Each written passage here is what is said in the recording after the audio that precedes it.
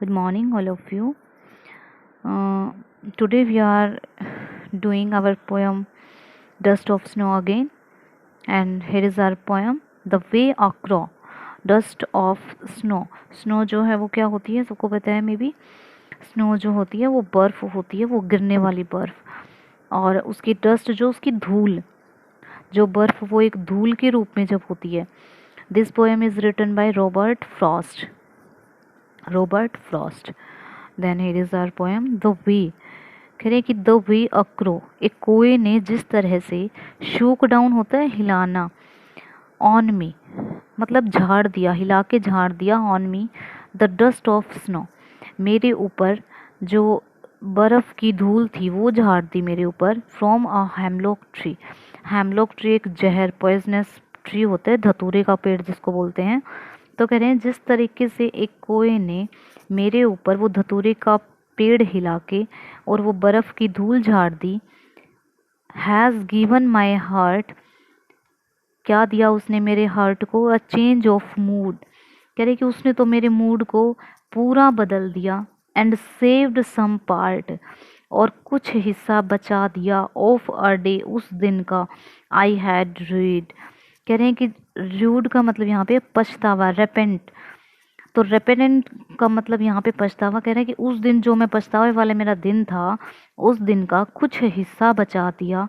जब उसने मेरे ऊपर वो बर्फ़ की धूल झाड़ी तो मेरा मूड जो है वो पूरा बदल गया. और मेरे उस दिन का जो मेरा पछतावा वाला, रेपेटेंट वाला, लेमेंट वाला जो मेरा दिन था वो पूरी तरीके से जो है उसने पूरे तरीके से उसने रुइन नहीं होने दिया, कुछ हिस्सा जो है उसका बचा दिया. Then here is summary of this poem. Firstly we see shook down, let fall. Hemlock tree जो होता है एक पॉइजनस प्लांट होता है. Mood state of feeling, and rued repented lamented. Okay, here is summary. The poet was in depression. तो अब ये क्या कहना चाहते हैं पोएम में कि जो पोएट है वो पूरे तरीके से डिप्रेशन में है, इन अ सैड मूड, और सैड मूड में है. Well he was standing under a hemlock tree, जब वो एक हेमलॉक ट्री के नीचे खड़ा हुआ है. थिंकिंग दैट हिज डे, और अपने दिन के बारे में सोच रहा है. Day had been lost was, जो कि उसने खो दिया है, उस दिन के बारे में सोच रहा है.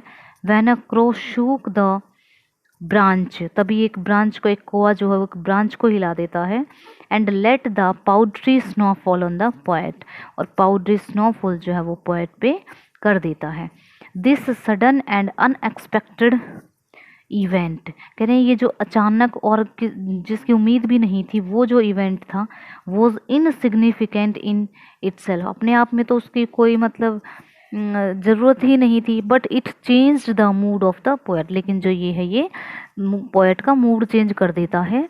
ही फॉरगॉट हिज प्रॉब्लम, वो अपनी प्रॉब्लम को भूल जाता है. All together and got busy in removing the snow. कह रहे हैं कि प्रॉब्लम को भूल के और किसमें बिजी हो जाता है, जो स्नो उस पर हुई थी उसको हटाने में बिजी हो जाता है. फ्रॉम हिज हेयर, अपने बालों से हटाने में. एंड क्लॉथ्स, और कपड़ों से हटाने में. दस for a part of the day, कह रहे हैं कि इस प्रकार से एक जो उसके दिन का हिस्सा था, ही स्टॉप्ड रिग्रेटिंग और रेपेंटिंग, और वो पछताना जो है वो स्टॉप कर देता है. And got busy with his work like the crow, और कह रहे हैं कि वो भी अपने आप में बिजी हो जाता है क्रो की तरह.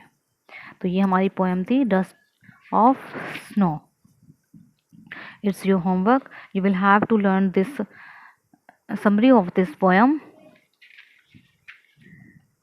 Thank you.